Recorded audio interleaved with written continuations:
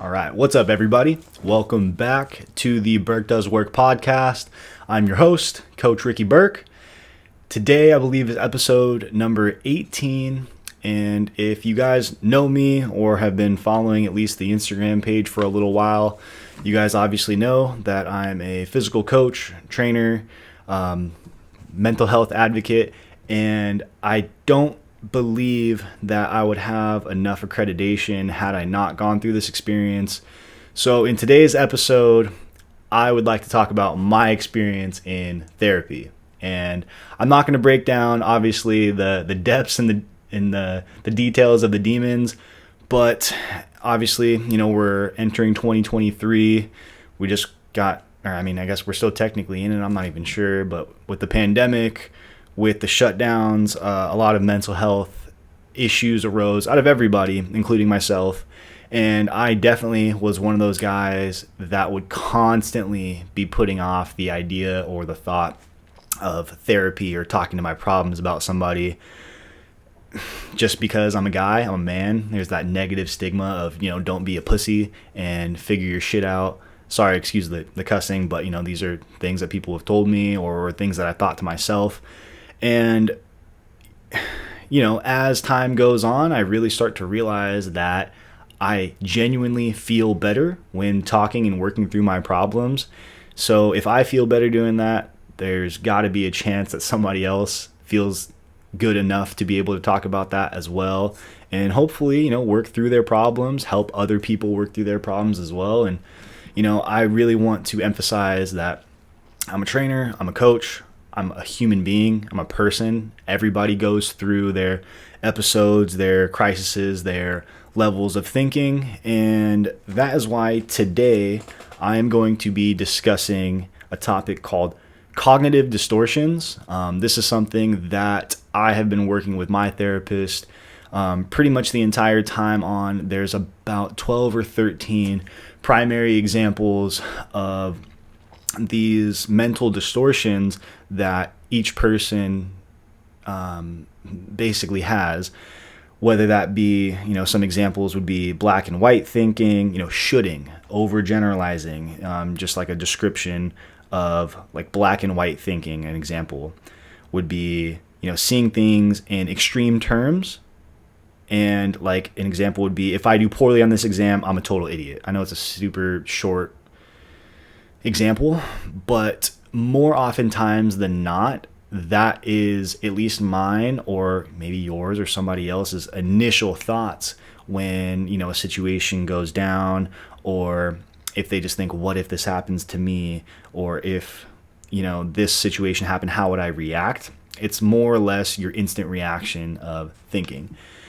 Like I said, there's about 12 or 13 different main topics of cognitive distortions, whether that be through each one of these. I'm only going to break down my top 3 of what personally are my struggles in the top 3, but then also I think my therapist did say that these are the most common top 3. So I know I'm not alone there when it comes to, how you mentally break down problem solving in your head. So let's just get right into it. Let's dive back into black and white thinking. So that more or less is, no gray area, just exactly what it sounds like.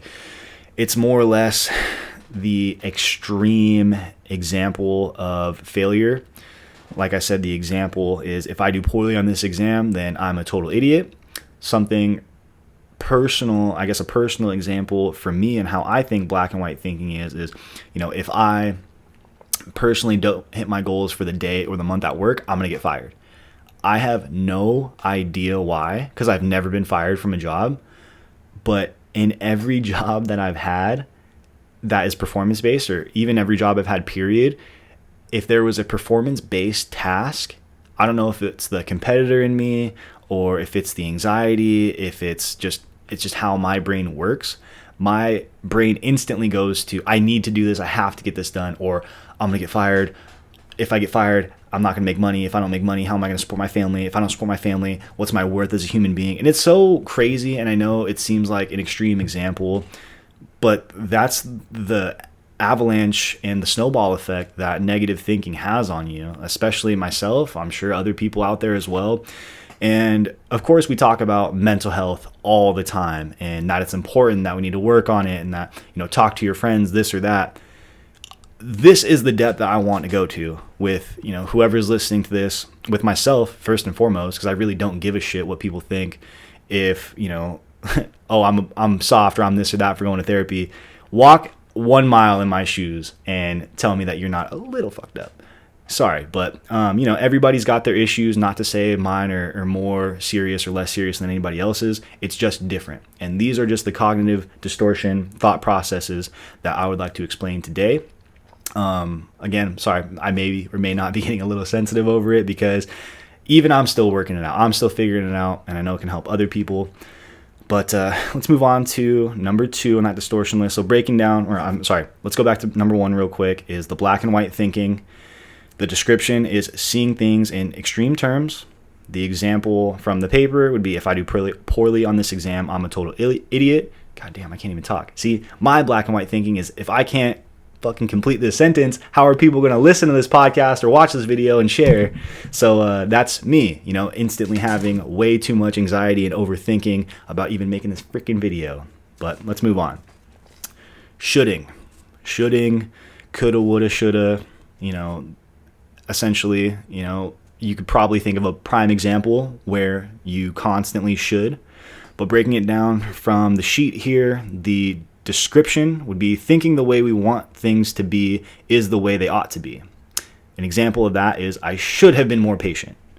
Obviously, everybody always thinks about where they could be, where they should be. If they made this move, they could be this much further ahead. Or shoot, if they didn't turn this way or make this move, they wouldn't be 5 steps behind. At the end of the day, it is what it is. You're at where you're at right now. All you can really work on is this period, this point in time right now, and moving forward, and constantly trying to stay as consistent as possible. You're gonna slip up. Not everybody's perfect. The path to success is not linear. It's up, it's down, it's backwards, it's back up 10 steps, it's back down 5 steps, it's back up 15 steps, it's back down 2. And it's just a constant battle. And nobody's path, nobody's journey is going to be the same as yours. And that's where I think shoulding really plays a factor into the everyday world, because with social media, Instagram, Facebook, Twitter, even in the real world, walking around, just like seeing a guy or a girl who looks physically better, is more attractive, they drive a nicer car than you, better tattoos, this or that, and you just always compare yourself to them and think, oh man, if I did this, or this should have got me here, why can't I have that? Why can't I have what this guy is doing? Or why am I working so hard and not in the same position that this person's in? Or vice versa, why am I working so hard and I'm at the pinnacle but nobody likes me? Or what could I possibly be doing to be where I want to be, or be where I should be mentally? I think I should be in a certain spot. I'm not there. I'm going to instantly think of all the things that should have gotten me there, all the bad moves I should have done right, all the left turns that I should have gone right. I know I'm kind of rapping here, but more often than not, everybody does that, and it's just on you to be able to step outside your body, externalize that anxiety, and realize that that is just a demon. That is not the real scenario. That is not the real situation. Everybody's backgrounds, everybody's race, creed, color, sexual orientation, whatever it is, everybody has that little demon on their shoulder that's always whispering, hey, look what this guy's doing. You should be doing this to get in that position. Or you should be at the gym to lose weight. You shouldn't be eating this. You should be doing this because your doctor said you're going to die. But then that stresses you out, raises your cortisol levels, and then you binge eat even more, because you just become paralyzed by analysis paralysis. And it's just the constant comparison game. And if there's one thing that, my therapist has told me, and obviously a piece of advice that I try to tell other people is, walk your shoes. Make sure that at the end of the day, when you lay your head down in bed, you ask yourself, hey, did I do everything that I personally could have done? Because you didn't get the same opportunity as, Josh from, super rich New York with 2 parents. Oh my God, it's so funny because I do have a friend named Josh that's from New York, but this isn't about you, bro. But, somebody who comes from privilege or money and, drives a Ferrari and this and that, you can't compare yourself to them when you come from Iowa, from a farm, from a single parent household, and you have 12 brothers and sisters and you're the oldest, whereas that person's an only child, and you're just constantly comparing and wishing and thinking that it was the same thing. And I'm going to stop harping on that one so much because obviously it's a pretty easy distortion, and it's pretty common that people are constantly berating themselves for what they could and should have done.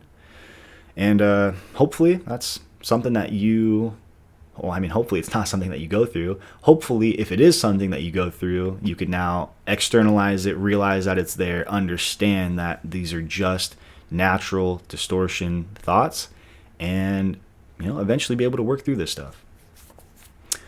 Moving on, third and final, at least for this short video, short pod, this is my absolute number one distortion for me personally, and that would be catastrophizing, which kind of goes hand in hand with shoulding, whereas I believe, my definition of the difference between shoulding and catastrophizing, shoulding is obviously, I should have done that to get me there, I should have done that to get me there, to be in that better spot.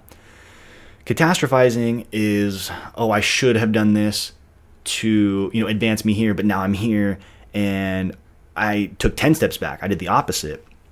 So the description on the sheet is thinking a situation is much worse than it really is.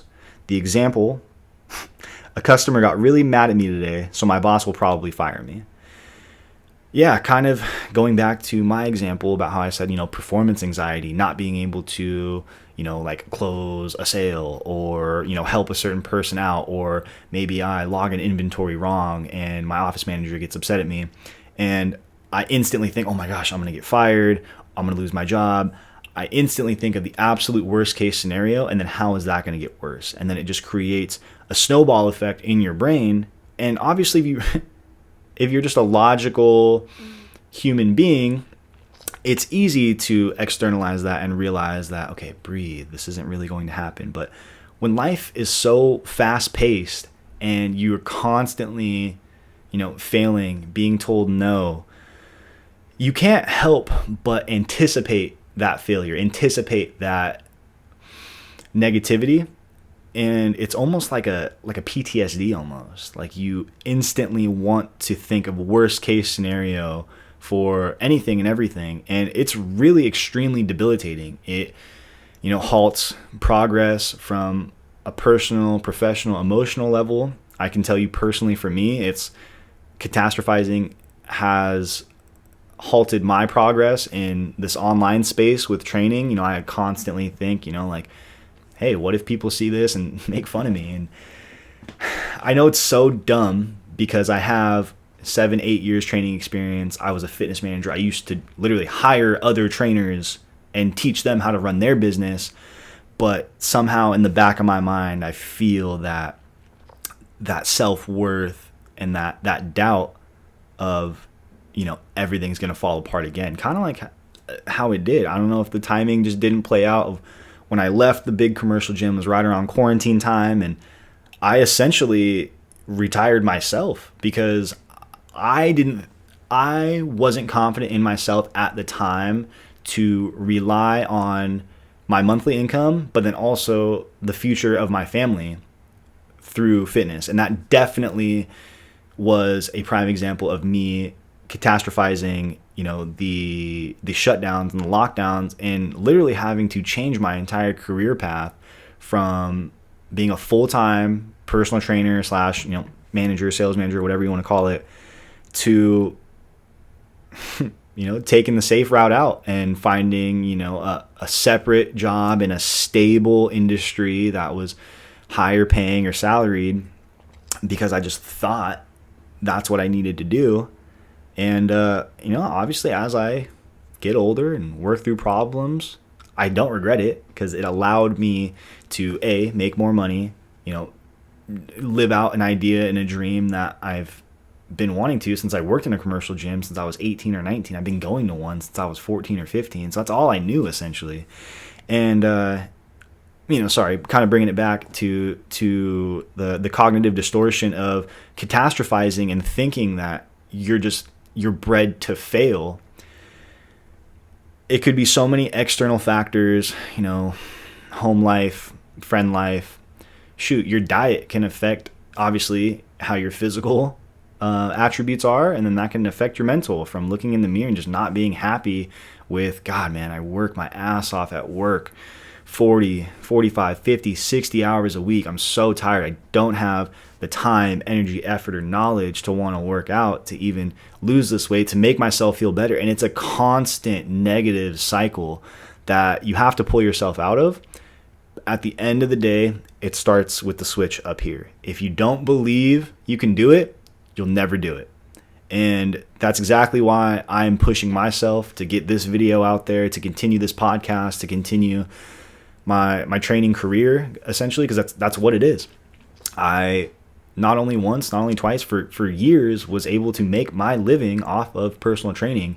And due to catastrophizing with COVID and the whole experience and yada yada shit happened, it essentially cost me my career. And now I'm on the rebuild and I'm on the way back. And, not like I really ever lost anything besides time and traction. I still have the education, I still have the knowledge, I still have the experience, I still have my clients in the most part. But just the fact that it robbed me for a significant period of time, I wouldn't say it bothers me, because like I said, everything happens for a reason. It is what it is. I'm really happy for the experience and the exposure to be able to step away from my career at a commercial gym as a personal trainer and really get to experience life as a salaried 9-to-5, employee or a normal person. I'm starting to realize it's just not for me, and that's okay. I mean, not everybody is designed to work a 9-to-5. Not everybody is designed to shut the hell up and never talk about their feelings. Not everybody is designed to just put their head down and just grind and then come home and then go to sleep and then never talk about it, but even like mentally be aware of your own problems in your head. I knew I obviously needed help before I got help, but the ego inside of me and other factors, obviously it costs money as a service. So money played into it. My ego played into it. I just wasn't sure how comfortable I felt coming in and sitting down and spilling my problems to somebody. But man, like the last couple months has been so extremely life-changing. I'm not going to explain on this pod video episode or whatever, but I have done things the last couple months that I thought I would never do. And it may come up in the future. It may not. It probably will, because I think it's awesome and great strides. And if there's anything that therapy has taught me the last couple weeks, couple months, is that it's never going to be as bad as you think it is. And what's that one Russ quote? He said, it's Russ and Jay Shetty doing an interview. And Jay Shetty asked them, what's the best advice you ever got? And Russ says, what if it plays out better than I ever imagined? And then Jay Shetty asked him, what was the worst advice you ever asked or you ever received? And Russ said, what did he say? He said, what if it doesn't work out? Or something like that. basically the point, sorry, I'm trying to get to without editing this whole video out, is no matter what, where you're at now, as long as you realize you have a problems, whatever, whether it be mentally, physically, emotionally, drinking, physical fitness, relationships, employment, whatever it is, it starts with you. It starts with your thought process. It starts with the mental switch. No one is going to pull you out of that. And if there's one thing that you can get from this, is probably about a quarter of these cognitive distortions. I want to keep this short and sweet so that way I can give all my energy to each one of these topics. So I will do another video or episode about the other distortions as time goes on.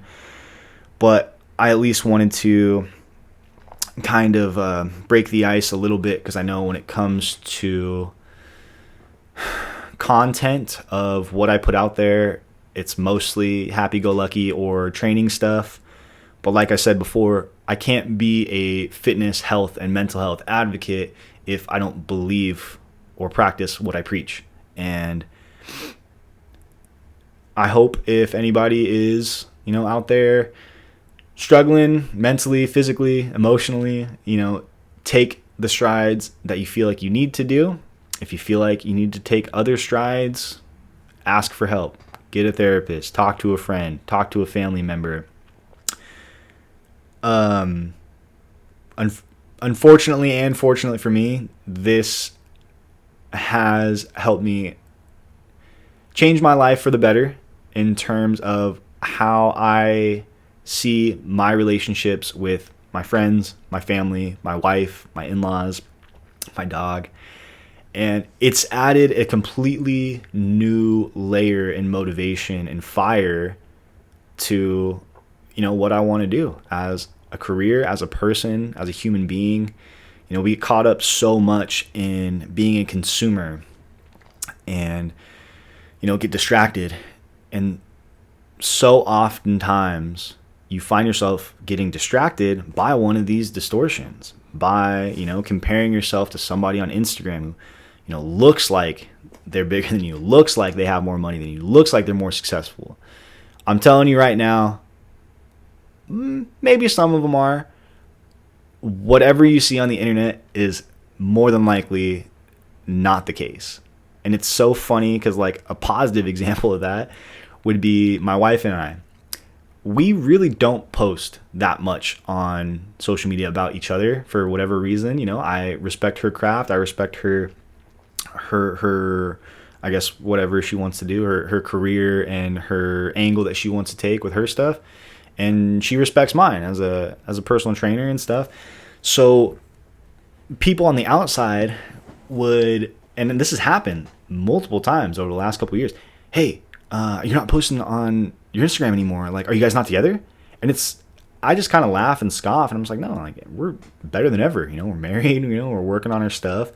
And maybe that's just an example of somebody else's, cognitive distortion, whether it be, black and white thinking or catastrophizing or shoulding, like, hey, they should be taking pictures together, or, oh, they're not taking pictures together, so they probably got divorced, or they're probably not doing well, or this or that. What you see on the internet is more oftentimes than not the case. Even jacked dudes, like guys or even girls that you look at and are like, wow, that is so crazy looking, or how do I get that? How do I compare myself to that? How do I get there? You see them in real life, and I mean, one, steroids is a big factor, but angles, dude, there is a reason I'm using this light right here. There is a reason why, the camera angle is panned down. Certain angles look better. There's shadows. There's, I'll try to give you guys an example. I mean, all right, well, never mind. I'm too fat to take my shirt off right now. But, I mean, cool. But that's, okay lighting. And it's not even like that was supposed to be impressive or anything. It's more or less showing you guys that, these lights are made for a reason. Tripods are 6 feet tall for a reason. Not everything you see on the internet is what it is. And like I said, more oftentimes than not, those people, more power to them. They're not being fake or anything. They are, sorry, whatever. What you see on the internet isn't always the case. And I just want to make sure that if you have one of these cognitive distortions out there, if you're having any mental health crisis issues, get help, man. BetterHelp is a great online app. I'm not even sponsored by them, but I know people that have used it.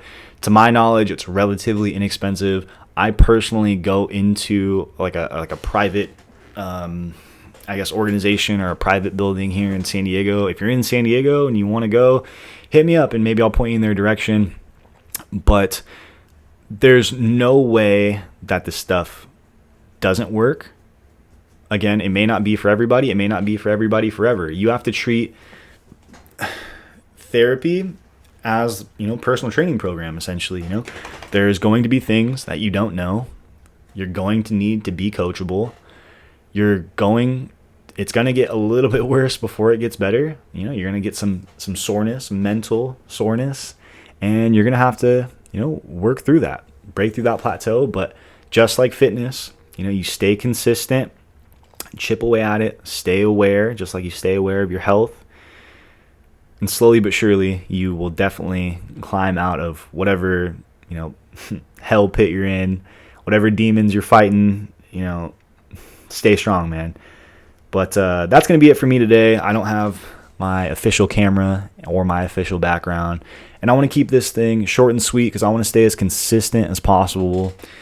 Even if it is consistently inconsistent, that would be better than whatever the last, 6, 9, 12 months was.